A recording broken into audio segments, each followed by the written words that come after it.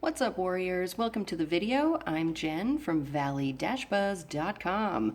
My husband Matt and I drained, cleaned, and refilled our 25,000-gallon pool during the spring of 2018. The reason we did this is because out here in the desert southwest in Phoenix, Arizona, we have pretty hard water. The water itself ends up building up minerals and sediment and all kinds of gunk that gets trapped in the little crevices of our PebbleTech pool. So over time, you're going to have to drain, clean, and refill your pool. There's just no getting around it out here. It has to happen every 5 or so years. The water, as they will say out here, kind of, quote, goes bad. That's just because chemicals aren't going to cut it anymore. You can't keep up with the amount of dissolved solids that are in there and balance it with chemicals once you get to a certain point. That was the point that we were at last spring.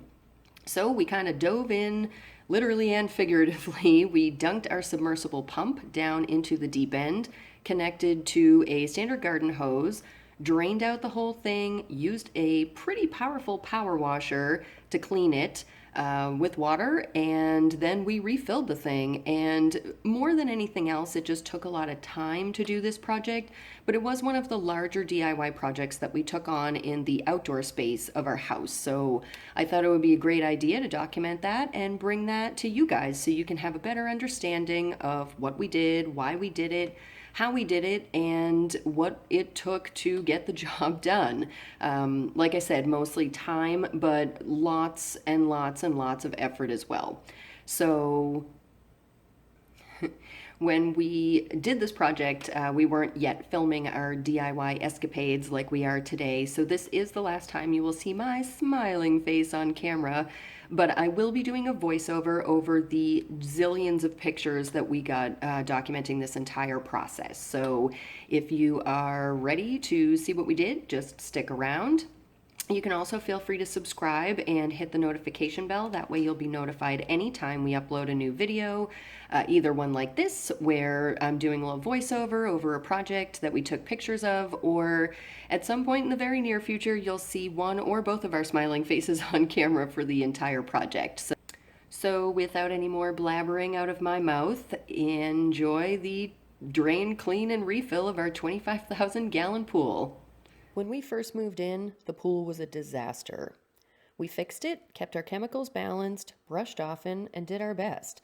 And though it never actually turned green, we were spending more money on chemicals than food every week. Or at least that's how it seemed to us. It was definitely time to drain, clean, and refill our beast of a pool. We sunk our Drummond pump into the deepest part of the pool that it could reach. The Matt used some bricks that we had on hand to secure the electrical from falling into the pool. Safety first in our house. The pump attaches to an extension cord and a standard garden hose. After a few hours, we were excited to see it finally happening. So we anxiously waited, and waited, and waited some more. By the middle of day 2, we were finally getting somewhere, but we realized it was just too shallow to run it overnight. So we shut it down and we went to bed. It finally finished draining on the morning of day 3, and we even went and had some fun at the bottom of the pool.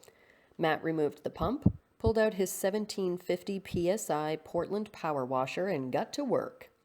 He tested it on the cool deck first to ensure that it was good but not too much pressure, and I'll be honest, I was frankly blown away by how fast and easy the Portland got rid of the bird poop and all the dirt that I didn't even realize was there. Then it was time to take on the beast. It took a couple of hours and a few passes, but all the dissolved solids, dust, and built-up gunk washed right down the drain.